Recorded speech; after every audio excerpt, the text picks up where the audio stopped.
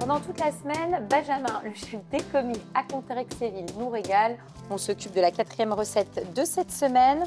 Une recette tout en douceur et en subtilité. Non, alors, plus sérieusement, donc là, Benjamin est en train de taper la viande puisqu'on va faire un cordon bleu, minster et... Lard du Val d'Ajol. Lard du Val d'Ajol.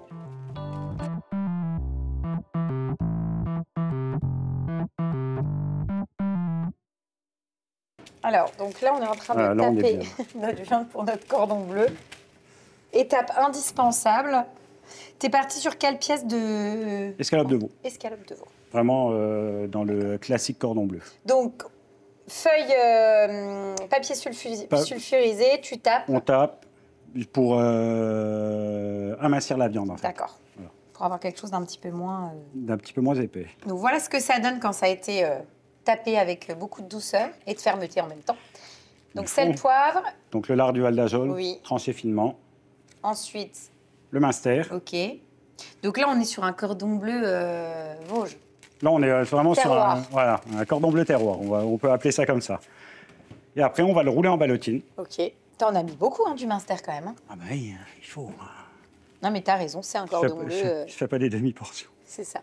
C'est le cordon bleu des commis. Et donc là, tu le... En fait, t'entoures le minster. Voilà, on entoure le minster. Tout simplement. Alors souvent, les cordons bleus, ils sont juste repliés. Oui, c'est ce que j'allais dire. C'est plutôt dans ce sens comme ça que... Voilà. Là, on va faire un truc un peu plus restaurant, en fait. Un peu plus oui, et puis ce qui est bien, c'est que comme tu as coupé un tout petit bout de minster, c'est simplement pour oui, ça accompagne, enrober ça accompagnera le minster, en fait. C'est ça. Et après, on tire les bords. L'idée, c'est de le serrer. C'est de le serrer au maximum. Une fois qu'il est bien serré, on fait un nœud de chaque côté. Oui. Donc, un nœud. On essaie de retirer l'air. Oui. Une fois que le premier nœud est fait, il se tiendra bien. Voilà. Et après, tu vas le cuire. Et après, oui. Après, on va le cuire à l'eau bouillante pendant une vingtaine de minutes. D'accord. Le laisser refroidir. Oui. Et il sera prêt après à passer en chapelure. D'accord. Une panure à l'anglaise. Donc voilà. Ça, c'est prêt. Donc, ça, c'est prêt. 20 minutes dans une eau bouillante. Et nous, ce qu'on va faire, tu en avais préparé d'avance. Voilà. Ça donne ça une fois que c'est refroidi. Une fois que c'est refroidi. Quelque chose de bien ferme. Et nous, on va travailler cela et on va les paner. Cela. Donc là, on a enlevé le film alimentaire autour de notre cordon bleu. Voilà. Et on va les paner à l'anglaise. Les paner à l'anglaise. On y va. Donc farine. Donc on se répartit le travail. Si vous êtes deux à la maison, c'est mieux. Parce que regardez, mieux parce que il y en a un qui se salit vraiment les mains et l'autre beaucoup moins. Et l'autre qui fait semblant. Je ne te permettrai pas de dire ça. C'est un travail d'équipe. Oui. Tu rapproches, donc hop, dans l'œuf. Dans l'œuf. Là, ta chapelure, il y a une particularité ou pas spécialement? Alors, dans ma chapelure, j'ai mis un petit peu de sel et de la poudre de noix. D'accord. Voilà. Et on va les paner 2 fois pour être sûr que ce soit bien scellé. Voilà. Et donc, on panne 2 fois. 2 fois. Pour être certain de garder tout le fromage à l'intérieur et que ça ne perce pas, quoi. Donc, on va faire la cuisson. Donc, toi, tu es parti sur une friture. Une friture classique. Voilà.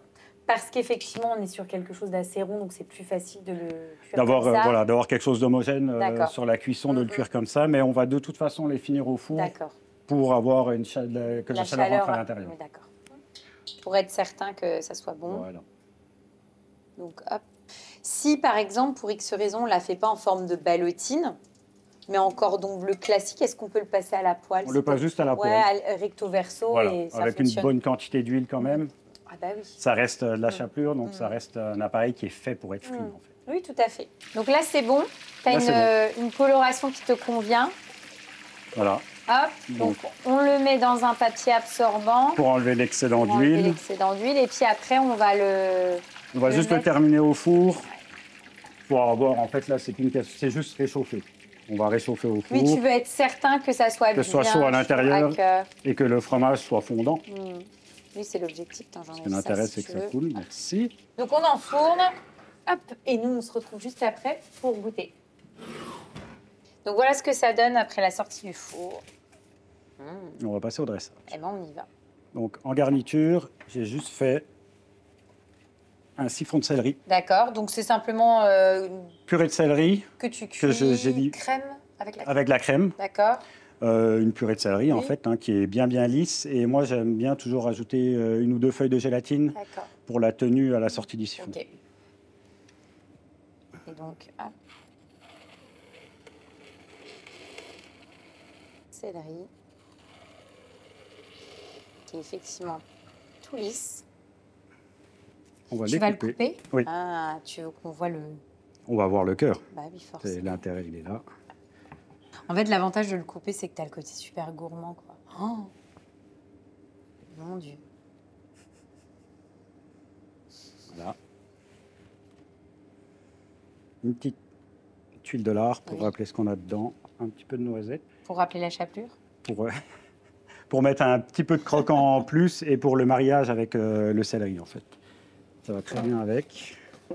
Un peu de verdure parce que dans les mois d'hiver... Parce que c'est la saison de la mâche. C'est la saison de la mâche et dans les mois d'hiver, c'est sympa de voir du vert. Super. On va faire le dessert. On y va? Bon appétit. Oui, toi aussi. Je n'avais pas de doute quant au résultat. Ça confirme. C'est-à-dire que c'est aussi bon que beau. Non, forcément, c'est top, quoi. Le mariage avec le fromage, enfin le Münster pour le coup, le lard effectivement du Val d'Ajol. Non, mais c'est excellent. Enfin, on est vraiment dans un produit qui est vraiment estampillé terroir. On se régale, c'est bon, c'est gourmand. Et puis, ben voilà, c'est la bonne saison pour manger ce genre de choses. Ça, c'est sûr. Donc, je valide, chef. On va terminer par un dessert, on fait quoi? Oui, alors on va faire une mousse crème de whisky, cœur caramel et coque chocolat blanc.